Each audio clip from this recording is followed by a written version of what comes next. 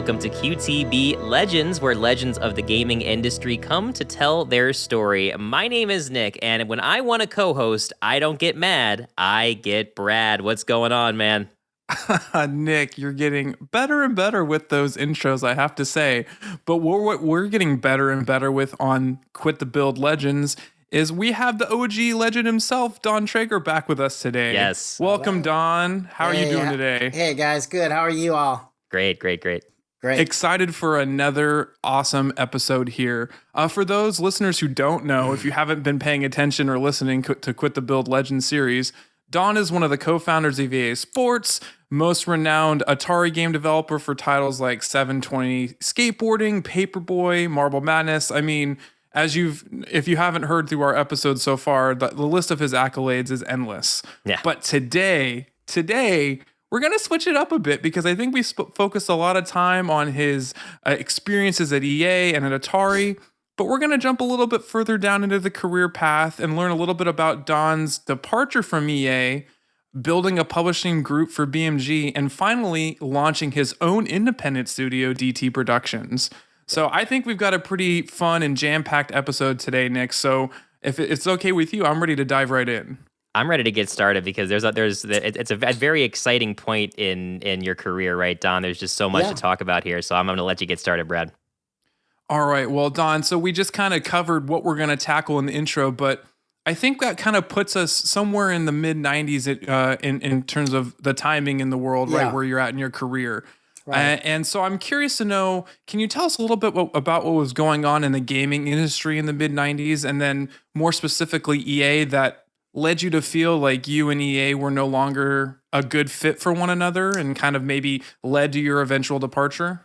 Yeah, so there was a lot of transitions inside and outside in the industry. You know, by that time, EA had really grown to massive sizes. There was a bunch of internal development groups that were purchased and now doing titles with EA.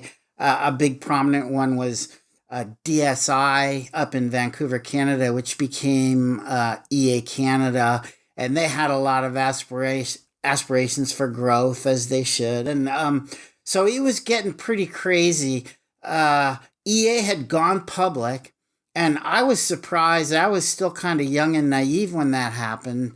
But after that happened, a lot of people left. A lot of really good people left. You know, they went up to Microsoft, or they went to, some guys went to Silicon Graphics and different companies.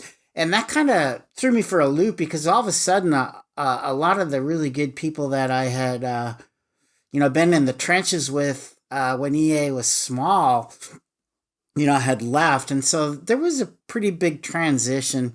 I also kind of felt like at EA that with all the success, it brought a different kind of person that I just wasn't used to working with so much. Coming from Atari and then EA in the early days, it was really Silicon Valley based. All the engineers were from here. Most of the graduates, were either from Santa Clara or Berkeley. And, it kind of still felt like that Bay Area community of graphics. And, we were all kind of proud employees in the tech field. And all of a sudden, with all this super growth, we started getting a lot of people from back east or Harvard, different MBAs, and they weren't into games so much. They were into the business and the profitability. And to me, it just kind of changed. So I think that it was inevitable. Like, that's how the company had to grow. I mean, obviously, look at the success that EA continued to find. So I think that was inevitable. But for a lot of us old people, older tech people, it was just different. They felt different. I called them carpetbaggers, but that was, not really trying to be mean, but it just kind of felt like this different kind of person. Now, did that kind of jive with where the gaming industry was also transitioning to at the time? Because I feel like we saw a big jump in the technology around that same time, right? Yeah, there was there was so much going on. So teams were getting bigger. Professional criticism was becoming in vogue, and Metacritic, and the one score became a huge deal. The marketing teams were a lot bigger. There was a lot more demands from marketing for what features and things, and it was really kind of transitioning into even at that time more about franchises and trying to build these big businesses, and a little bit less so on the wild creativity. And then the other thing that was happening at the time that was grabbing a lot of attention and focus was the transition from cartridge to CD-ROM. So that was a huge deal because the CD-ROM was viewed as such a more economical, media. And also, interestingly, this came up not too later with BMG, but it made some of the big record publisher people who were already doing a lot of CD publishing to think that this was a business that they might be interested in. So there was all this stuff happening and changes going on. The teams were getting a ton bigger, so there was a lot more production processes in place, and more important, and it was really changing pretty rapidly.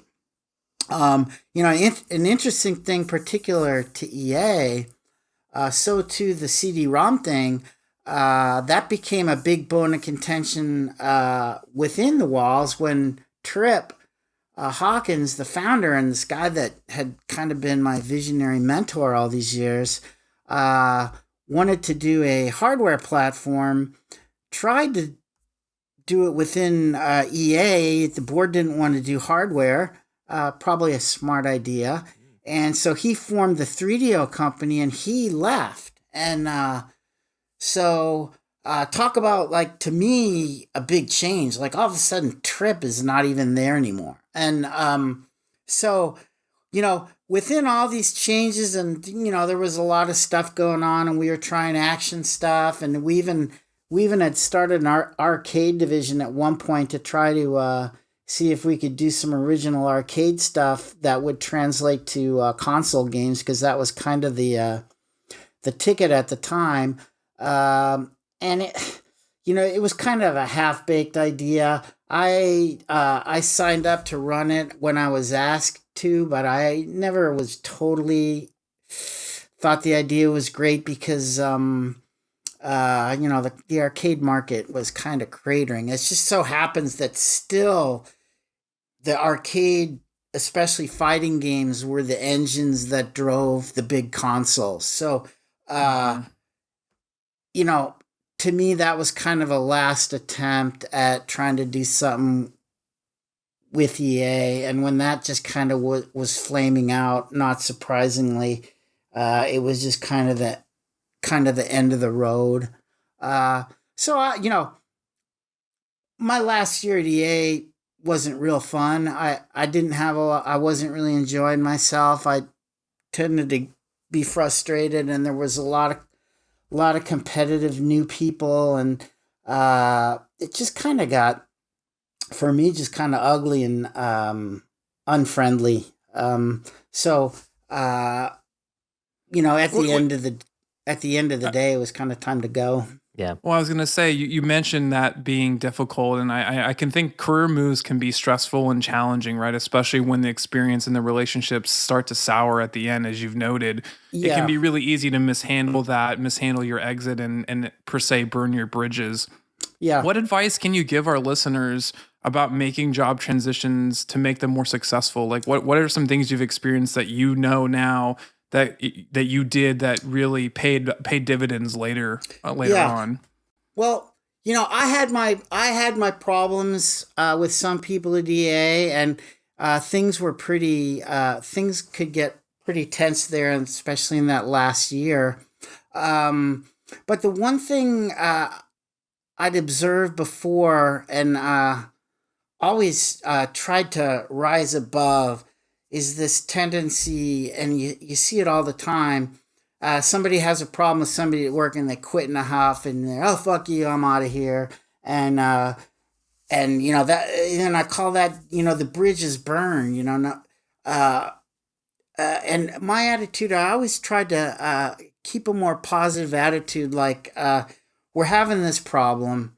I try to see both sides of it, even though I felt kind of slighted. I would kind of say, okay, I get it. Things are changing. This guy's got pressure too. And, think back to all the great stuff we had done in the last 10 years and all the accomplishments achieved, and try to remember that. So, as contentious as things got towards the end of EA, after it was all settled, my frame of mind was, let's be friends. We had these differences, but we've come to some agreements, and leave with a healthy frame of mind. Don't leave bitter. Don't leave. Don't burn the bridges. Keep those bridges intact, because you never know when you may need them down the road. And if you've burned them, you may be cutting off access to something that could have really helped you down the road. So, I tended to want to stay friend, look for resolutions, be agreeable with people, agree to disagree, or whatever it may be, but end with healthy relationships so you can go back to that person if you need to later. And I think that's pretty sound advice. Try not to leave a situation where everybody hates each other, and it happens a lot. But really, I think it's advisable to try not to do that, because you never know down the road where somebody can help you out. And the other thing, kind of in relation to that, but the other thing that's really important that really helps down the road is your network of people. Like, try to expand your network. Don't try to say, that guy's a jerk. I don't work with him. Keep your doors open. Keep your networks open, and down the road again, that could come to help you out a lot. So don't burn your bridges on networking, are my advice. All right, Nick, we've got the 411. We do. And I was just thinking about how, at a previous episode, really, you took your own advice, Don, because, we talked about your 8-hour, less than 8 hour stint where you went to a competing software company and then were like, oh, no, this isn't for me. And went right back and, talked to Tripp and got your job back. And, like you had said, if you had burned bridges there and been like, screw you guys, I'm out. The story of Don Traeger might have, on the gaming side, ended right then and there. And not only that, but all the guys that left for Mediagenic that kind of coaxed me to come, I remained friends with all those guys. Like, I didn't leave and go, you guys are a bunch of assholes. You're all going, the toilet's been flushed and you're swirling and you just don't know it. I just said, hey, for me, it didn't feel right. And so, again, even those guys at Mediagenic that left, some of those guys, like a couple of them, well, one was Kelly Flock, who ended up running the Sony, US Sony division that gave me my first contract when I went solo. And another guy that left for Mediagenic, who could have took offense to my mourning, was a guy named Mike Suarez, who ended up being my partner when we went to BMG. So, yeah. It's a small world, right? You don't want to. Yeah, exactly. It's a small world, and if you're just pissing everybody off, or you've got all these burned bridges, you're just making your world smaller. Well, yep. I have to say, Don, it's a good advice, but also walking away, I feel like your track record and experience at that point in time, you were successful. I mean, you were a successful name. You had a lot of success to your name and titles and development. It probably left you with many options when you left EA. How did you decide what your next move was going to be? And eventually, what about BMG made it seem like a different opportunity from the rest that may have come your way? Yeah, there was a lot of options. There were different companies that wanted me to come work in the development studio. In this CD transition, there was a little company up in San Francisco called Rocket Science Games, and the guy that ran it, I think his name was Steve Blank, nice guy, and their whole mission was to do everything CD-ROM, which was kind of the thing to do, and they had some interesting stuff. I didn't think too highly of their games. A couple friends of mine from EA were there. And he came over to my house and wanted me to come run the development studio. There was things going on. Ralston and Solowitz, my good friends from Atari and then EA, they left to start their own development group called Blue Shift Entertainment. And I thought about maybe coming to work with those guys, but it was a little too early in my mind, in my frame of mind, to be doing independent development. It was a little scary for me. So the one opportunity that came along that seemed really interesting was BMG, who is this huge German-based music publisher. They had record labels and offices all over the world. Of course, expert in CD-ROM, manufacturing and publication, and they wanted to get in the entertainment business, and so they had a pretty interesting story, and it got me pretty interested. The guy that was heading it up in New York was a guy named Strauss Zelnick, who later went on to form TakeTwo and just bought Zynga. Right. But so he was starting out with BMG, and he had the first thing they did was they set up a publishing studio in London, and now they wanted to set one up. They set up kind of a business unit in New York, and the New York guys decided they wanted to set up a production facility in San Francisco.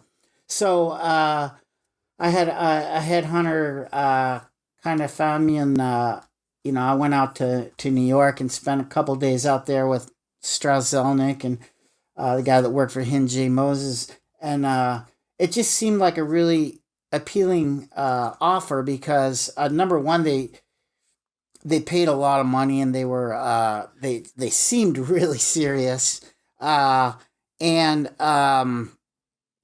had this worldwide presence and all this rock and roll stuff, and they really seemed earnest in wanting to set up a publishing business. And the other big opportunity that I looked at was I'd get to set this whole thing up from scratch, like the whole publishing group. We had a ticket to hire what we wanted to do. We could bring in marketing, we could bring in PR, we could bring in tech directors, with all this experience having done it at EA, it was really interesting to me. I was going to say, that's got to be such a crazy opportunity, basically given like a carte blanche, open-ended, a blank check to say, hey, start this from how you want, bake your own cake, What was that like? What were some takeaways? What was your strategies? What was your mindset for success? Well, so the one thing was, obviously we weren't going to be doing internal development, at least yet. It was kind of going back to the old days of going out and signing artists. Well, one of the things I thought was cool at the time was BMG Interactive.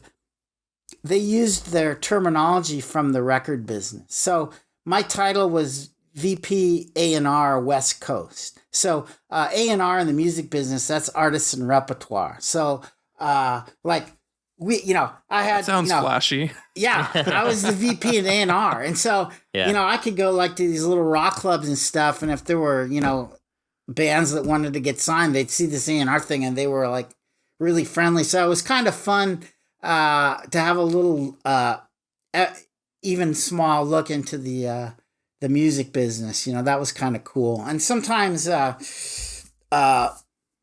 they'd have these big worldwide meetings with all the music guys and all the interactive guys, and it was just fun. It was pretty cool that way. But so the idea was to go, and find developers out there and sign deals. And they had already done some of that, and so when I agreed to do that, and we started building our studio. The other thing that I did was flew around and checked out all the things they had signed so far to see what I thought, to see if any of them were not going to fly, or how the development talent was. Because they had signed a bunch of stuff without really knowing too much about what they were really doing. So that was kind of dangerous. So one thing I did was kind of go around and check stuff out and, cleaned up a few things and observed what was going on. Our viewers have seen this on the screen a couple times, right? And I think these two articles that we have, and these are articles that you shared with us, Don, really show, because I think it's rare for the press to pick up on such major moves in the gaming industry that was still kind of emerging at the time. And yet we see these stories, right, where they're not only talking about your departure and Tripp's departure from EA, among others, but also, you moving over to BMG. This made headlines. So it seems like it was a big shift in the gaming industry that a lot of people took note of. Yeah, it was. And, it was also, as I recall, kind of a dangerous time in the industry because the PlayStation was just coming on. The cart business was starting to decline. So there was a profit squeeze on most of the publishers. So there was some layoffs in the air. I remember one of the last things that EA did, and this was a mistake on my part, but Sega announced that they were going to get into the CD-ROM thing, and the way they did it was an attachment to the Genesis that was called the Sega Mars. So, okay. Do you guys remember that one? Did you hear that? The Sega ended up becoming Mars? the Sega CD in the US. And it was just a total flop. Yeah. So, but I bought into that. I really thought it was going to fly because it was like going to be the first CD-ROM thing, and it was Sega and all this.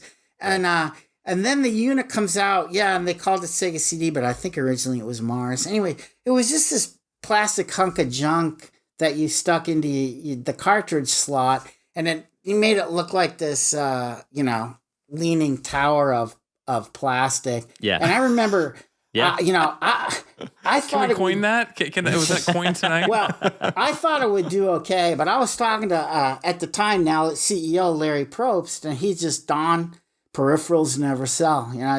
If it's not a new console, it won't work. And I'm like, well, one of the last things I did was a couple of Mars titles that just flopped. So, as much as excitement as there was about CD-ROM, on the downside, the cartridge stuff was starting to pinch, and so it wasn't all rosy. There was some concern and some layoffs and stuff going on. So, luckily for me, I had opportunity, and there was CD-ROM guys, and the BMG thing came along, and it was just the right timing, to kind of start anew. It was like a big brand new sandbox, and I felt like I just remember feeling like I could really help because these guys didn't have a lot of experience, and going around looking at some of the developers and giving an opinion on what was going on was pretty valuable. Sure. Well, you've talked about the ROMs being, the wave of the ROMs coming, and the PlayStation was on the way. Can you tell us a bit more about at the time too? I think the transition for the game engines was going from 2D to 3D, and how did that impact game development? How much of a challenge did that pose as you were embarking on this new journey? Yeah, it was a really strange time. Technology, design, everything was changing. And even, even Shaq Fu, we talked about, the other week, that caught a little of this technology transition too. That might have been from 2D to kind of pseudo 3D digital stuff. But really, with the advent of more powerful hardware and the CD-ROM, 3D was really coming into play. The other thing that we should mention is besides the PlayStation CD-ROM format that was coming, the PC now had become a big gaming platform in those years. Where in previous interviews we talked about I didn't want to do PC. Carts is where it's at. Well, now with the advent of the graphics cards and 3DFX and those kind of things, all of a sudden PC gaming was becoming really interesting. And so the PC, almost I would say in those years probably was leading the charge in terms of pushing the envelope in terms of what people wanted to see from games, and it was really going 3D. I remember still being at EA when we first saw Castle Wolfenstein, which blew our minds. Of course, that later went on to become Dune, but that's the direction it was going. And so PC was kind of pushing that envelope pretty hard. So this transition to 3D, now all of a sudden in your game development, you had these 3D engines, but I think the designers hadn't quite caught up to the technology yet. Because as I remember, were there some hybrid games, ones that were kind of caught in the middle? I mean, because you were still kind of designing with a 2D mindset, but the engine was really 3D, and you couldn't see around corners and do all the true 3D stuff. So you ended up with these kind of hybrid 2D 3D games. One that I really liked was called Pandemonium, and all these things that came out at that time, they got kind of fair to middling reviews because it was this weird transition and people were kind of trying to figure out how to do it. So there was this year or so period where there was a crossover to 3D, but it took a while for people to figure out how to really pull it off.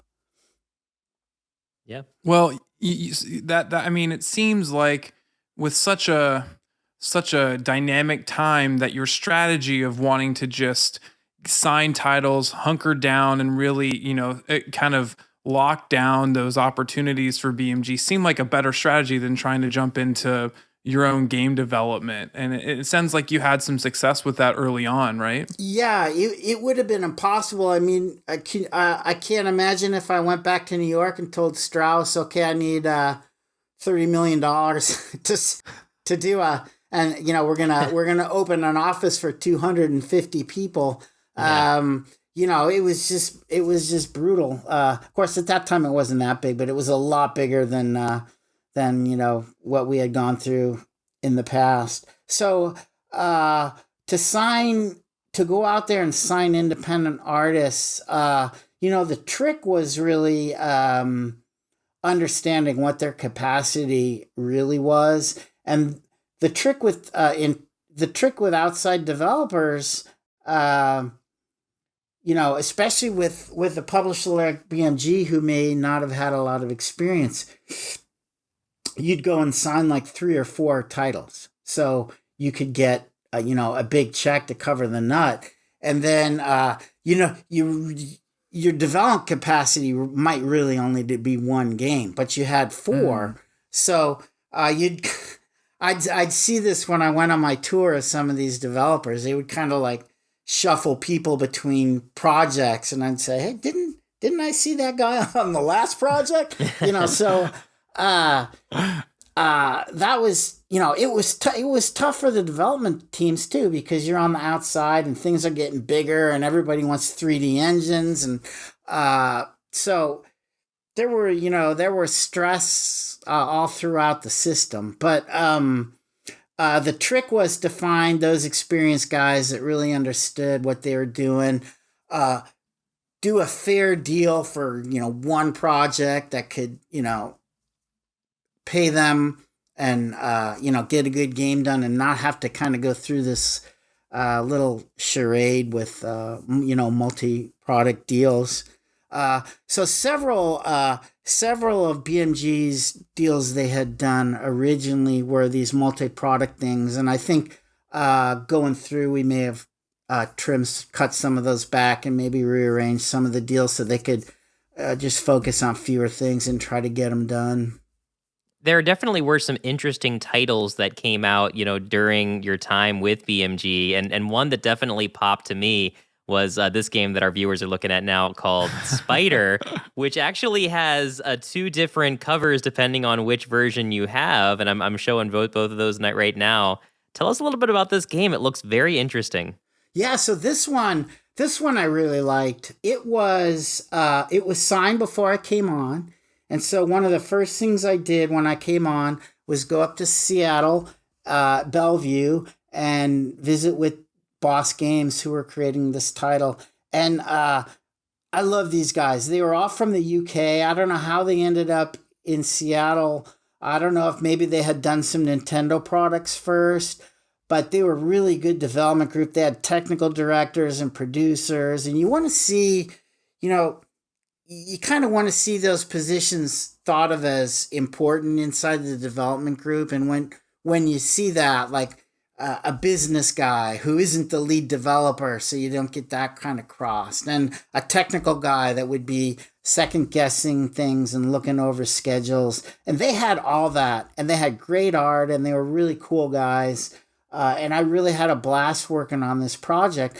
Spider was one of those 2D, 3D transition games. It was a 3D engine, kind of 2D gameplay, but it was pretty cool. And I just thought a lot of them. So as things unfolded, it was actually the only true BMG release that ever came out. Oh wow! So it was cool, and that artistic package was just an art concept that they had done in New York. I forget the artist's name, but he was really cool, and he was a very popular artist in New York at the time. And so that little package probably cost a ton of money. It was the example of how BMG would do stuff. They probably had him doing some rock cover, and somebody thought it would be cool if he did a game cover. And I thought the game cover was really cool that he did. I liked it. It didn't convey really any message about the game. So yeah. But so that was Boss Games and Spider. It was actually released on the BMG label, and I think it did okay. Again, it was like Pandemonium and the other 2D/3D games that came out. People were kind of scratching their heads. It wasn't like, a #1 blockbuster, but it did okay, and I thought it was pretty cool. So you mentioned that Spider was the only BMG game to really get released. I have to say that must be a shock factor to our listeners, given the fact that there seemed like there was a ton going on. You were super pumped. Can you tell what happened? I mean, can one phone call change everything? Yeah, pretty much. I mean, we were pretty out of the loop on the West Coast, and the New Yorkers were a different breed. Now, every once in a while, we'd go out there and kind of show what was going on. But we had the first thing I did when I was starting BMG was I hired my good buddy from EA, Mike Suarez, who was a really good producer. He had done after he left EA, he was one of the guys that went to Mediagenic, and then he had done productions there, and then he went outside and was like a contract producer. So I worked with him on like Jordan Flight and different things. A really good friend of mine. So I hired him, and he had, talk about a network. We were talking about networks earlier. He had a big network of external developers, bigger than me. I'd spent the last few years internally, but he was on the outside, so he had a lot of connections out there. And between the two of us, we had a lot of access to some pretty good development talent. So on our end, we were signing a lot of stuff on PC, a lot of stuff on PlayStation. We had some really cool stuff in the works. Moving more towards 3D. And then the funny one that I always like to mention in this time was in London. One of the signings that they did before they started the interactive group was with DMI, who are in Dundee, Scotland. And so on one of the first trips, I went out to Dundee, Scotland. And it was pretty awesome. I mean, it's near St. Andrews, so we got to play golf at St. Andrews and then go to Dundee and visit DMA, I think. David Jones, I think, was the guy's name. Really, really cool guy. Anyway, so I go out there, and this was one of these deals where they had, like, signed up 4 titles, and I knew they couldn't do it that many.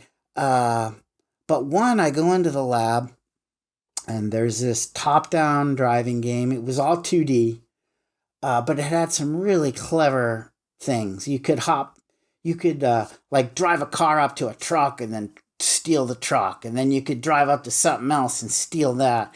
And the world was big for its day. It was like, wow, you could just kind of go all over the place. And then the other thing I remember from that demo, it had a radio dial, and you could change the music, and I was like, "That's so fucking cool!" And but it was 2D, and the world was now 3D, and so I came back and I said, "I don't think these guys can do 4. I don't think they ever did do 4, but they got something that looks really cool. If they'd put it in 3D, it would be awesome." So. That turned out to be Grand Theft Auto. Yeah. And so, if you can imagine, BMG is sitting on one of the biggest franchises of all time. Yeah. And, they walked away. That should be like the classic, story. Sure. So, wow. But you could tell, I mean, even in 2D, there were so many clever ideas in it. And then the other thing that was really cool and interesting, the guy that they had hired out in London, well, there was a guy that was running a kind of my equivalent, a guy named Gary Dale, and he was a really nice guy. I think he was from the industry. But he hired a young guy named Sam Hauser who was rabidly passionate about games, didn't have a lot of experience, but he was just fun as hell to come out and visit. And he'd just be like, Traeger, look at this. And he was so funny. Well, that Sam Hauser that later went on to found Rockstar Games, and of course he went on to huge success with the Grand Theft Auto series. So, no kidding. It's kind of cool going back and having met these guys when they were just starting and where they came from. So what happened? What happened? You got all these legendary names, and it's like your all-star team, right? Man. Where did it go wrong? What happened? We had so many cool titles. I was working on a first person army shooter with Army Rangers in Seattle that was called Spec Ops, and a flight simulator that was being done with the with all actual Israeli Air Force pilots in Tel Aviv that turned out to be Israeli Air Force, IAF. So we had all this stuff going that was really cool, and London had this stuff going, and we thought everything was fine. And the guy that would come out from New York to kind of oversee things was Jay Moses, and he was out in our offices, and all of a sudden he got called back to New York, and then he was just gone. And we're like, uh-oh, what's going on with that? And he was like gone for 5 days, and we didn't hear anything. And then all of a sudden I get a call, and he's saying, hey, sorry, but they're shutting it down. And they never said why. I never heard a reason. It was like, we were all kind of blown away and kind of pissed because we really thought they were serious and we had all this really good stuff. And so I had all these really good artists signed, and I felt like I'd let these guys down. Like, they were all, with my experience in track record, a lot of people were looking at me, I thought, to kind of be the guidepost for the truth. And so all of a sudden, I get the rug pulled out from under my feet, and I had no idea why. But it's this big company, and they're just like cold-blooded, and that's the decision. And the HR guys came out, and they started closing everything down. And so I remember being kind of confused. And the first thing we did, because we had a lot of stuff that was almost done. I mean, Spider had just shipped, and this other stuff was coming down the pike. So Mike and I, we took all of our titles. First thing I did was I went over to EA with the stuff that we had in development. And here's where I say, don't burn your bridges, because, if I had, flipped off EA and said, screw you guys, I wouldn't have had that avenue available to me here, even though it really wasn't for me. It was for my artists that I had signed, but I believed in this stuff so much that I felt like I got to show this to you guys, and you may want to pick it up because BMG's closing, and I didn't know what they were doing. So several of the titles EA took, a couple other things some other publishers took, and so I think it was testament to what Mike and I had started, but everything we started had a landing place. The EA stuff mostly. So the other one that was really cool that they just walked away from. Now, it wasn't as big as Grand Theft Auto, but Motorracer. So we talked about Shaq Fu and Delphine and how much I love those guys, and I felt bad. After Shaq Fu didn't hit, they felt bad, and again, don't burn your bridges. It wasn't anybody's fault. We liked working together, so let's try it again. So now with BMG and the Europeans, like the French developers like Delphine, everybody knew BMG. BMG was huge. So they were, in Europe, that was a pretty good calling card. So when I landed at BMG and then I went back out to Delphine, Paul Quisset, who had done Shaq Fu, showed me this demo of his animation system on Motorcycle, and I just thought it was awesome. So it was to me, it was really, kind of a console-like racer on PC. And I think we did it on PlayStation too. So I signed Motorracer, and that was looking fantastic. And so we took these things to EA, and they signed a bunch of them, and I was really happy because then I knew that at least I had landed my developers, with a good publisher, and I felt really good about that, and I didn't feel like I let any of them down, which was a big thing to me. The relationship with these guys and all we had been through together. I didn't want to just leave them in a lurch, if I could help it. Yeah, well, I'm glad that you found a way to get that game made because, and we talked about this before in pre-shows. I mean, I am I just look at these screenshots. I get so nostalgic. This was one of my first PC games that someone had got for me, and my graphics card could just barely handle it. But Yeah. still to this day is probably my favorite motorcycle racing game. Like I was watching cool. some trailers of people playing it, again, and I'm like, I got to go play this. I really loved Motorracer. Great game. I wonder what the speed run is. 1 minute 34. Knowing the speedrunning community, they probably got it down to like 2 or 3 seconds by finding some weird workaround, right? Yeah. We got to talk to Justin in our network. That's right. So one thing that I read years later that, I don't know how true it is, but at that time, with the stuff from London, like Grand Theft Auto, Strauss was formulating Take-Two.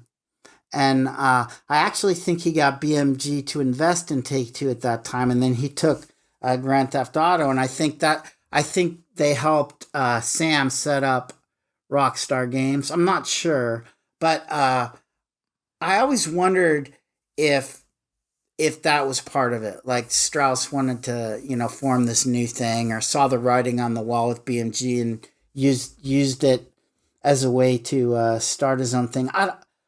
I don't know, but it wasn't too long after this that Take-Two started, and it could be there's a connection, or things truly just shut and then reopened under Take-Two. I'm not exactly sure, but it was just kind of weird. On one hand, nobody was that surprised, because throughout history, we've seen big media companies get into interactive, screw around for a year and a half, and then pull out. It almost always was the case, so on some hand, it wasn't a total shocker. So you said you took care of your developers, you got these titles out. It seems like everyone else found a home or found a way to kind of manage through. Where are you at now, Don? Like what, you had made this big move, and there was a lot of, I think, sunshine, rainbows, opportunity, a lot going on well. And now, over the course of a short time, things are back to square zero, right? Yeah. But it was pretty exciting times, because now the business, the transition had been made. The CD-ROM stuff was happening. PlayStation was a big success. Dreamcast, not so much. Yeah.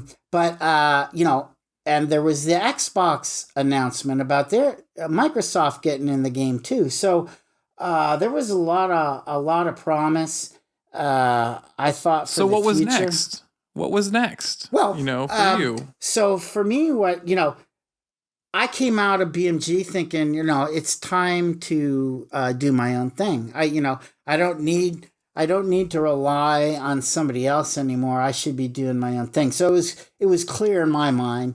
A thing that really helped was the fact that we had just built the studio from scratch with BMG, and I learned the formula then. Yeah, I had the formula. I learned a lot. I learned about hiring people. Not that I hadn't been learning this for 10 years now, but it reinforced it. It almost kind of felt like we had done this on our own anyway. It was just on BMG's nickel.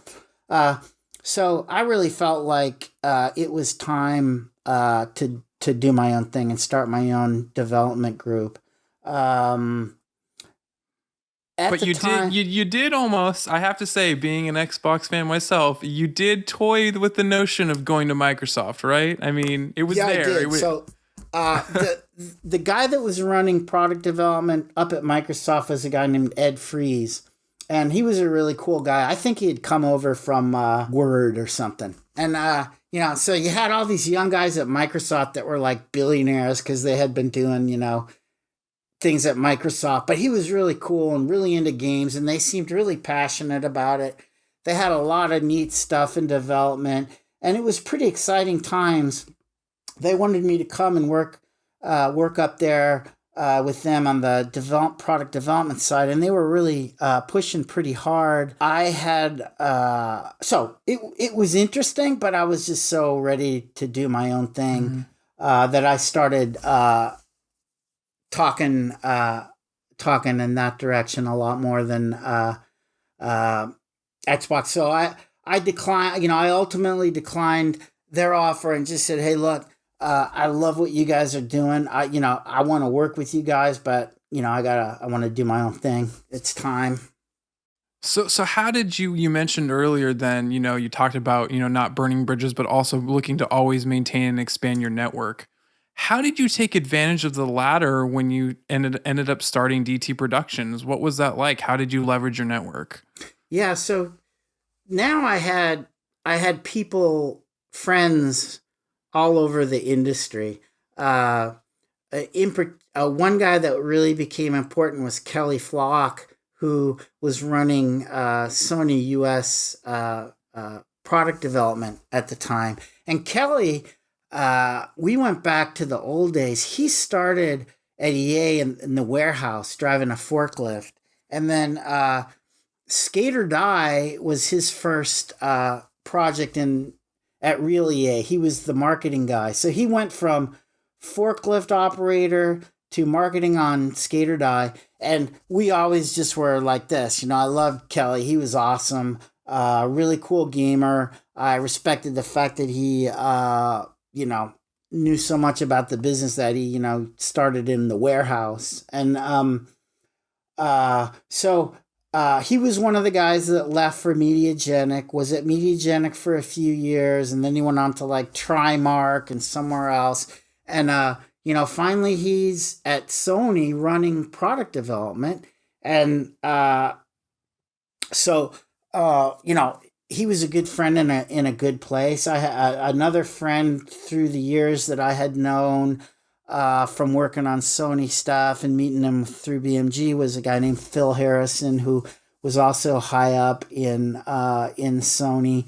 And of course, another friend of mine, going back to the old days on the hilltop at the EA summer picnic, talking about starting our own game cartridge business was a guy named Jim Wims, who went on to head up marketing for the first PlayStation release. That was really successful. And then he left and went to work in the venture capital world with a guy named Gordy Campbell, who is kind of a famous Silicon Valley guy. So all of a sudden, I had these friends all over the industry, and they were more than friends. We had been in the trenches together and had a lot of respect for each other. And I trusted their opinions a lot.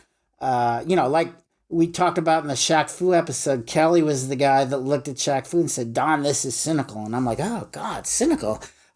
So good or bad, we had been through a lot together, and now he was at Sony. So, when I started thinking about, there's so much to think about when you're going to do a development group, especially when it's just you and you don't have any hires yet, and you're wondering, everything from how do I do this to what should the name be? There was all kinds of questions I had. So I went to the. I was going to say that's a great that was kind of where you naturally segued into my next question for our listeners, kind of thinking from an entrepreneurship and business 101. How did you do it? I mean, you talk about getting a VC investment, knowing people with VCs. How were you able to land your first development deals that were pretty large? I mean, walk us through some of those first steps. You talked about you're doing it yourself. How did you go from you to a workforce and an organization? So this is me, and for a lot of people it would be different depending on what your experience is. But the very first thing I did, I remember I was sitting in my dining room, and I called Jim Wims, who is now this venture capitalist, and I said, "Hey Jim, we talked about it a long time ago, but I'm thinking of starting my own development studio. What do you think?" He thought for a minute, and he said, "Don, this is eminently doable." And I'm like, "Oh, wow. That sounds pretty good." Yeah. And I said, later I was asking Sharon, my wife, eminently doable. How does that sound? She goes, "Yeah, that sounds pretty good." So right away, Jim was interested in investing in my startup. And he said, hey, you know what? You and Larry were going to do this 10 years ago. Now let's do it for real. And I'm like, yeah, that's so cool. I love that. So he was huge as a backer.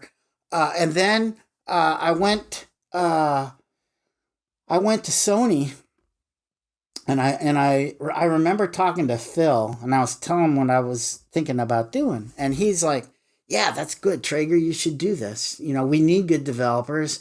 It sounds like a good idea. And then he said, what are you thinking of calling it?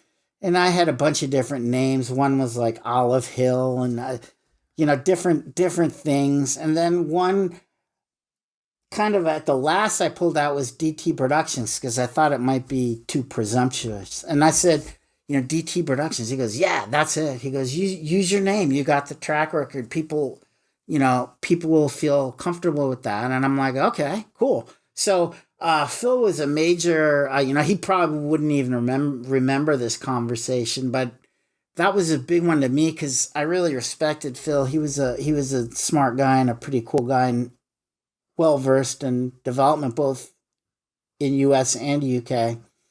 So then I go to Kelly, who's now running the division, and they were just releasing EverQuest. Remember EverQuest? Oh, wow. Yeah. And so EverQuest is going, and it's always crashing. And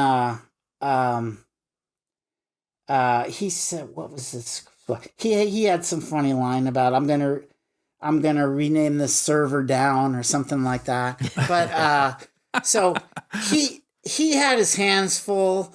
But he said, hey, if you want to start a development group, I'll help you out. I have a franchise that I think you'd be good at, and that was Jetmoto. And so not only did he sign me, so he signed me to this contract, and it's just me. Right? I didn't have a group yet. He signed me to that, and got me a $250K advance to help set up the studio. Wow. So yeah, this is why you don't burn bridges, and this is why you always expand your network and keep people people friends, because you never know when they could come back and help you out. Like, Kelly told me Shaq Fu was cynical, and I could have been all mad at him and never talked to him again, right? But, in some ways he was right. Right. And so stay friends. And then he came back and helped me. Now, of course, I had a good track record. And Jim Wims told me, the VC guy, said, well, you're a finisher. Your track record is a finisher. And that's another thing I think that's important. A lot of things get started, but it's really the finishers. You have to be able to finish and execute and get stuff done. That really is important, and that, even good or bad sometimes, just get the thing done in a reasonable way and what you signed up to do. Like you guys last week were talking about a game that was going for 12 years. That's insane. Yeah. But so my reputation as a finisher helped. It wasn't just all network stuff, but the friends helped a ton. So that's how I got off and running. I had VC money, and I had Sony money. And it's interesting when you once you take the VC money,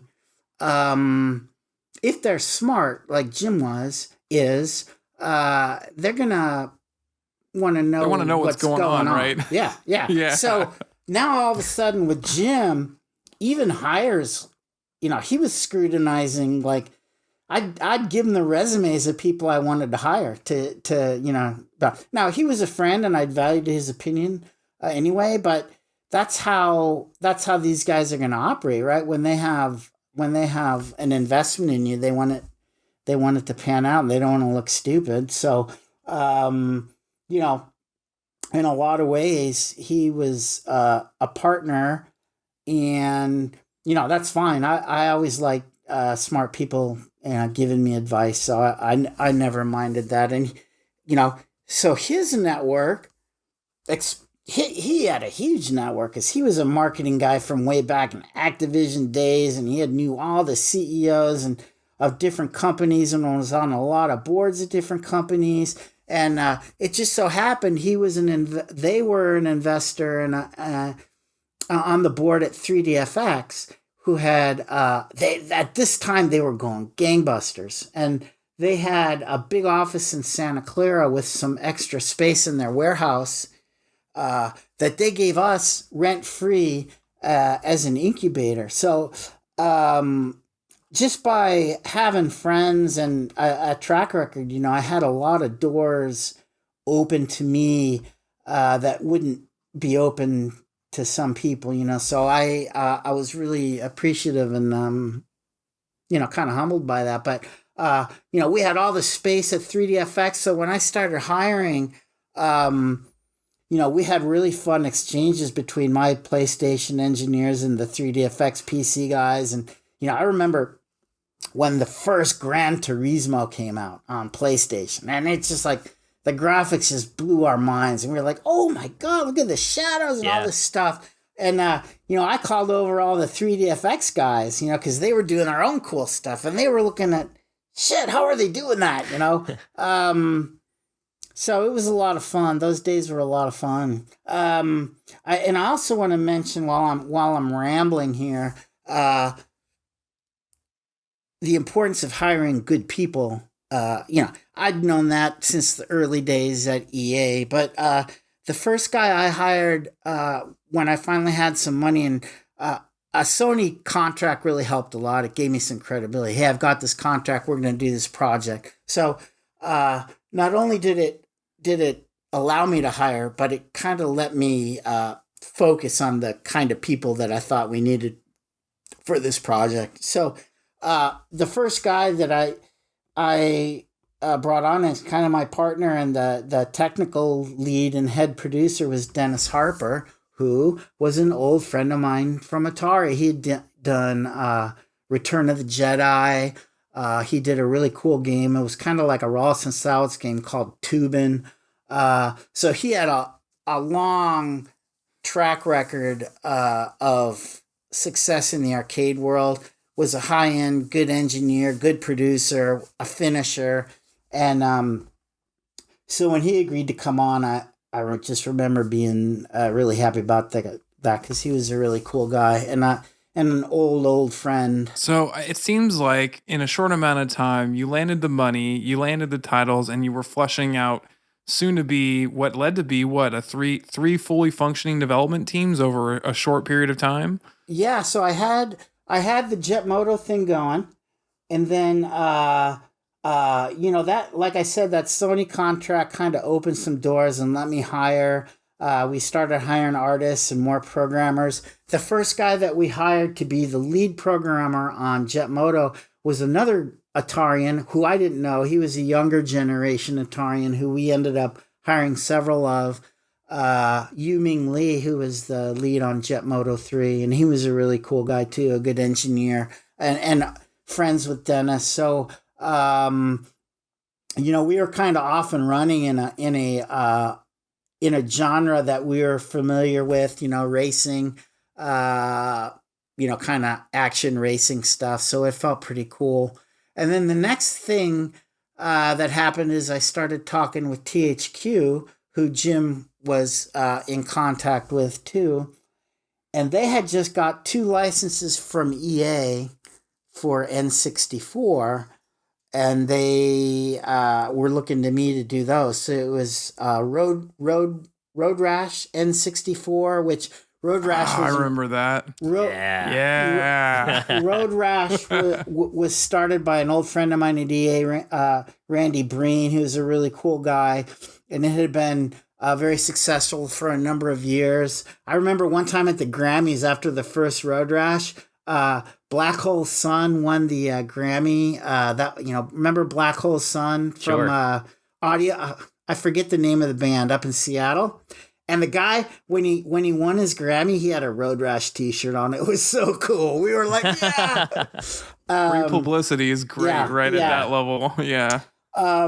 So we had that, we had that going, and then another one called Nuclear Strike, which was started from other guys at EA that I knew, and it was on several iterations. So we were gonna do. There were several of the Strike games, so we got the license from THQ to do both of those games under THQ.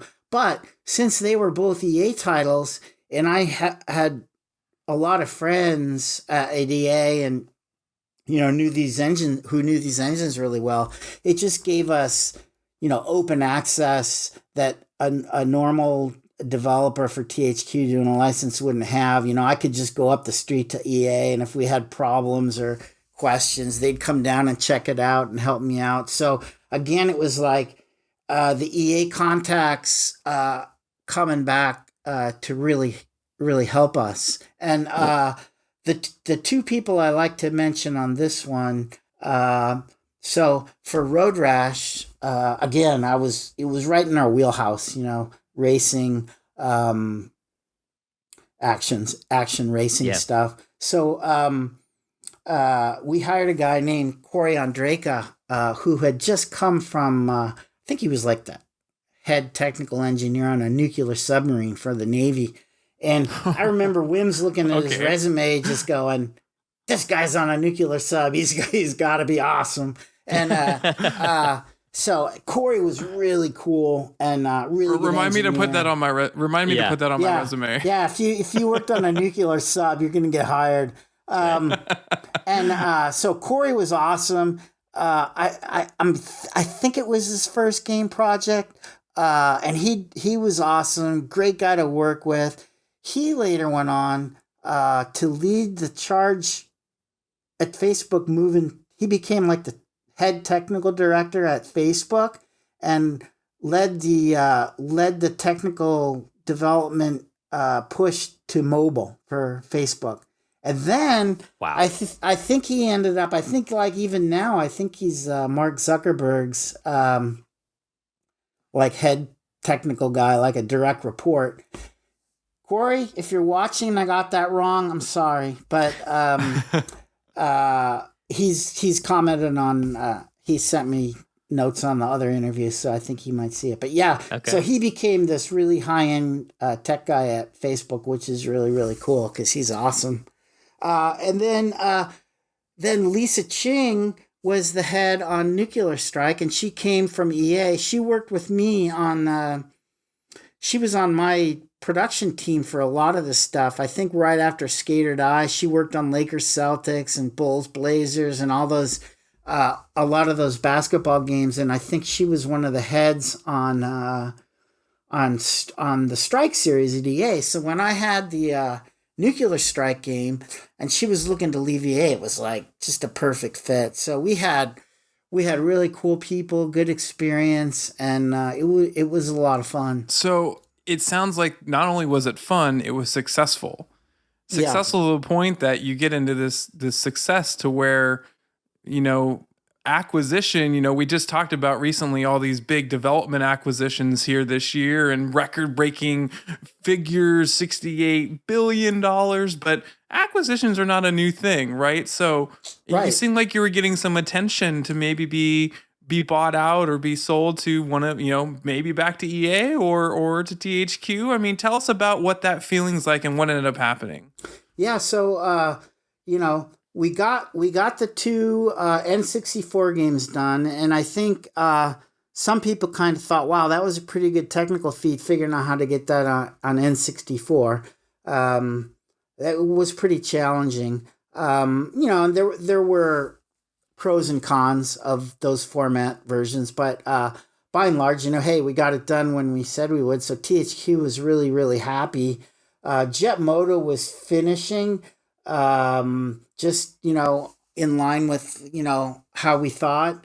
But THQ then they had started doing a lot of licenses that were getting pretty successful. They had the WWE products at that time were really big, and then they had. I owned like several of those. Oh yeah, I did. yeah. I was a big wrestling fan then. Yeah, they were massive, and so they started really doing well, and then just like every publisher's growth curve, which I had gone through at EA, they were starting to say, "Hey, we got to do internal development and own our own engines."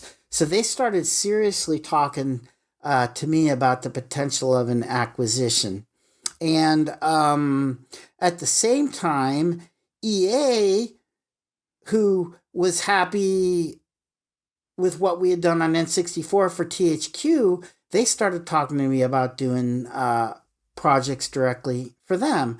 And, one of the pitches that EA would make, along with just doing an EA game, which was a cool thing to do because of their outreach. But they would kind of use as one of their pointers, hey, do this with us. If that goes well, do another one or two, and then we'll buy it. Then we'll probably buy it. And that was like the standard line their producers would use. And I was like, oh, that could be cool. But I really also like the THQ guys and thought like it might be more fun to go with them, because they really were needful of some internal development. Now the big question or the controversy amongst us was being acquired or staying solo. So we were pretty split. I'd say like Corey was probably more a fan of staying independent. So the trade-off was stay independent and really start going for big original titles now. We had paid our dues, we did Jet Moto, we did Strike, we did this. Now let's go do our own big titles. And I have to say, I was a little gun shy of that just because, and now this is just strictly me speaking, I'd seen the ups and downs of that, and the teams now were so big and expensive that it was getting harder to just walk into a publisher and get something signed. I mean, certainly you could still do it, but I thought that it was getting so crazy out there that it would be better to do the acquisition now, and we might try to go independent, and if that fails, then we've got nothing. So the senior guys like Dennis and myself and some other guys, we were all pretty comfortable with the idea of doing the acquisition. And I'd have to say, personality wise, so sometimes it just comes down to what your own personal risk factors are and what your tolerance is for stress.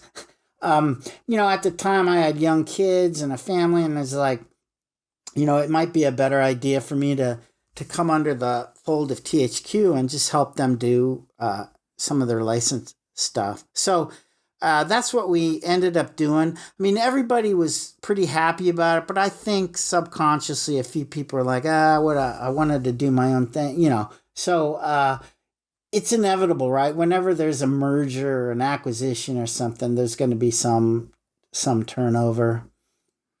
There was got to be a little bit of celebration though, too, right? That's a validation of your success, right? Yeah, absolutely. Yeah, we had a lot of fun. Turns out one of the guys, Jeff Lappin, who was like the COO at THQ, a really cool guy. I liked him a lot. He was on, I don't know if he was on the board or had friends that started the House of Blues. So every House of Blues had this private upstairs room called the Founders Room, and the announcement of the acquisition was at the E3 show in LA. So, and it was funny too because EA was wondering if I was going to do this game deal with them, and then it was announced that morning that we were acquired, and they're like, "Ah, shit, we can't work with Traeger now." And then we had our big party at the Founders Room at the House of Blues in Hollywood that night. We were all pretty feeling pretty good that night. Yeah, it was a fun time. Well, we've had a jam-packed episode here, Don, just covering this journey.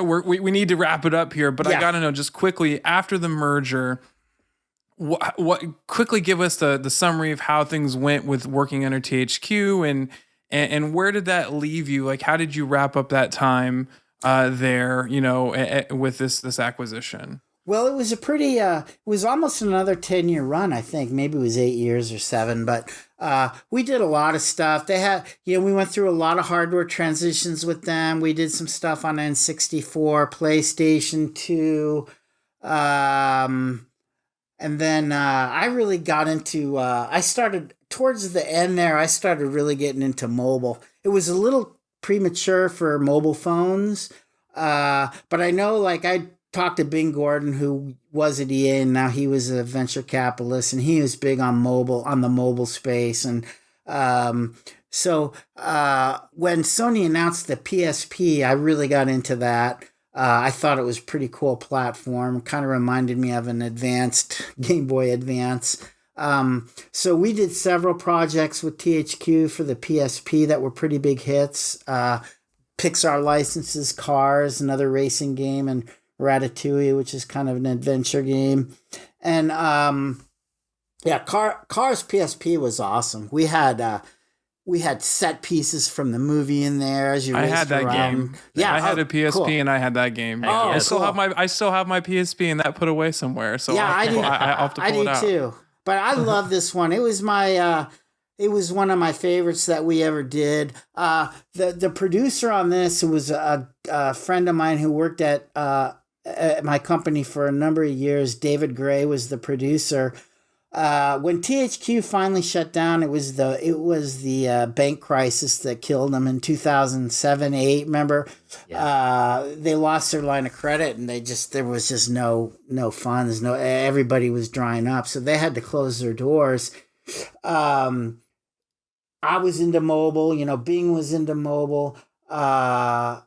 He had this opportunity to come to work for a little startup called Zynga.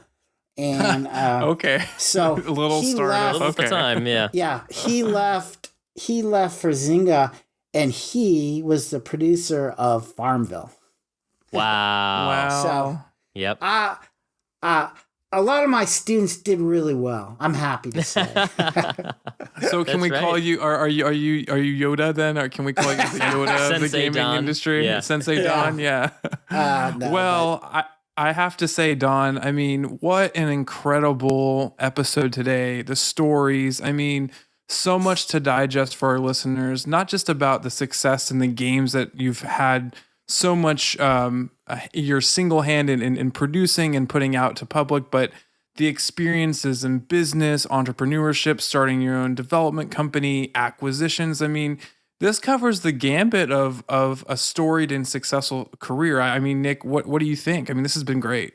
It's so great because this episode really ties it all together, right? Because we've covered everything from, Paperboy all the way up to, Shaq Fu, and even with these, the DT Productions games and THQ games, it really wraps everything together and ties a very fun bow, I think, on your career of being able to, like you said, pull from here, pull from there, and just create these dream teams and do what very few people can accomplish, as a capstone to a gaming career. So, yeah, Brad, I mean, it's just, it's a great episode. And listen, Don, we might be done with your career, but we're not done with you, because we're probably going to be pulling you into the podcast at least once or twice. And we may even have a special extra episode in the works as well. Okay. Yeah, that's right. I think we might. Okay. And awesome. I just have to say, it's been a privilege to do these with you, and for us to be able to help tell your story, and you tell it and share it with the world. And I mean, QTB Legends wouldn't be anything without Don Traeger. So thank you again for another great episode, and we know we'll be hearing from you soon. Yeah, thank you guys. I really appreciate your passion, and it's a lot of fun to talk. Absolutely. Video games is what we're all about, and you certainly got some to talk about. Cool. Alrighty, everybody. Well, until next time, we'll see you right here on QTV Legends. Go Warriors!